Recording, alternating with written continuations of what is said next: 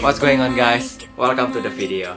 In today's video, I'm going to talk about some healthy tips that you can implement in your life. Yes, we all know that health is kind of overrated, like we all know what we should have done. But honestly, do you really do it though? That's why in this video, I want to focus more about how you can implement them in your life compared to what you should do, because I'm pretty sure you know it already. So let's get started. Alright, so number one, drink water. And of course, we all know we should drink around, I don't know how many ounces, probably 2 liters. 2 liters of water, a gallon, some people say. But the point is we should drink a lot of water. And what you can do is invest in some kind of high quality water bottle like this, or even maybe a glass one if you like a colder one, it holds cold better. The point here is that you always need to have at least one bottle water when you go out, because by having this and by bringing this with you, subconsciously you know that if you're thirsty, you can just pop it and drink it, and you won't end up holding your thirst, or instead of having water, you buy like soda or even some other tea or coffee. Alright, the second thing is about your diet. And diet is actually something that you don't really need to stress about unless you're a bodybuilder or you're someone who really want to cut weight or gain weight. Basically, you just need to eat healthy. By healthy means don't fry too much, don't eat too much oil, too much fat, eat a well-balanced diet, organic, or even just non-processed food. But if you want to take a step further, make sure you also keep your protein intake in check and make sure you got enough protein. Alright, so the measurement that you want to have is your body weight in pounds times 0.8, and that will be the amount of you need to eat. So for me, for example, I'm 150 times 0.8 is 120 grams of protein a day. If you want in kilos, then mine is 68 kilogram times 1.75, which is also roughly 119, 120. And if you're someone who go to the gym or even exercise regularly, you might want to take a look at supplements. Not really a lot. And I'm actually at my friend's place now, so it's not really mine, but like if you can see here, there's some protein powder. Usually protein powder is best for when you're cutting because we cannot eat that much. And when you don't eat as much food, of course, you don't eat as much protein. However, you still need to get your protein intake. That's why it's hard. That's where the protein came from. Usually when you're cutting, if you're bulking, you usually don't really need it. Creatine, there's a lot of different type here. You do your research because this kind of thing can be quite a lot of vary and not really safe if you don't know how to use it.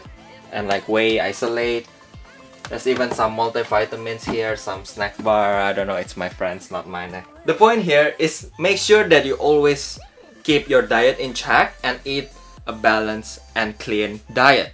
That's all really important. After that, whatever the steps that you want to take, it's all up to you. Alright, so number 3 is exercise. And I got my friend here. Introduce yourself, friend. Hey guys, my name is Lokesh and I'm Vincent's friend. Alright, so why is exercise important? Like, it's pretty obvious, right? But I think that exercise is really hard for people to do, especially in this home condition where people used to go to the gym and they don't. But he's actually do a lot of home workouts since our school SFU is closed. So why don't you tell them about your workout? Yeah, sure. So I've been doing home workouts for a long time just because SFU is somewhat far from my place, and then as soon as COVID hit, the SFU gym shut off completely. So I was lucky enough to have some home workout equipment at home before their prices were inflated pretty significantly. But yeah, so I have 2 sets of resistance bands and I use them for basically all compound movements.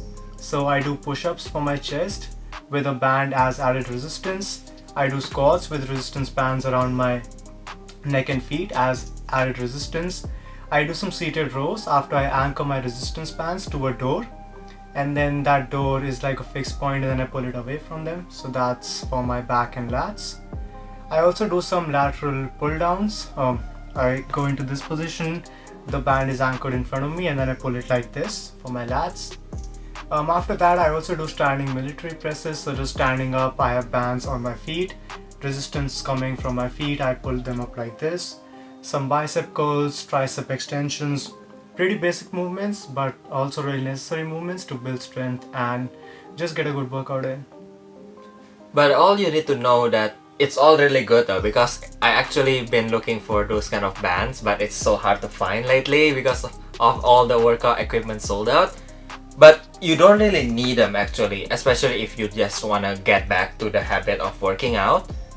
I think it's the best way that you can do is just started by like 10 push-up and 10 sit-up every day, like maybe every evening or every morning when you wake up, and keep on doing it to build that habits day by day, because I think those kind of momentum is what you need.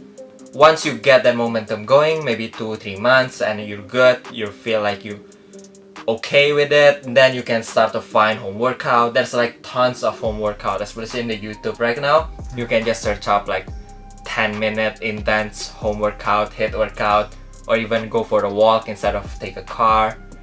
And what I try to emphasize here is the habit of you start to working out instead of the workout itself, because you know that if you spend $100 on the equipment or a new supplement, even if you don't develop the habits, you end up won't using the equipment. That's why a lot of people buy like this treadmill and those kind of machine, and they then end up never using it, right? Alright.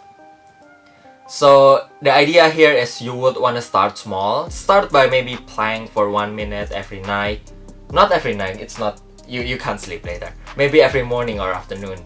Or even something that I really like is the method of where every time you go through the door, you do like 5 pull-ups. You know that one? Oh, yeah. Yeah, that one is also pretty interesting because you kind of do it small by small, in a small chunks, and inevitably someday it compound and it accumulated, right? Mm-hmm.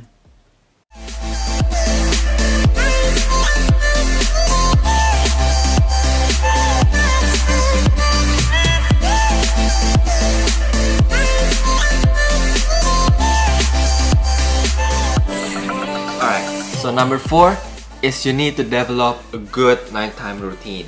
Because let's face it, in order for you to live healthily and to have a healthy day, you need to get enough sleep. You know it, I know it, nothing new. The problem is, it's almost impossible for us to, when we lay on the bed, we can sleep fast immediately. That's why it's really important to develop a system that lets your brain know that it is time to sleep. It doesn't have to be complicated. Maybe once a week or even twice a week, you do flossing, mouthwash, and then if you want to do more, sure, go ahead. And then dim the lights, stay away from the screen, or turn on the blue light filter. And this kind of thing is small, but in the end it will add up and you will notice the difference. It will help you just overall sleep better and have a higher quality sleep, which is of course better. So if you guys want to know my nighttime routine, let me know in the comment or give it a like. So thank you guys so much for watching. I'd appreciate if you watched this far, and I know it's the other day because I have some problem last night, so I filmed it today. So thank you guys if you stick around, and make sure you click the like and subscribe if you haven't, and I'll see you again next Saturday.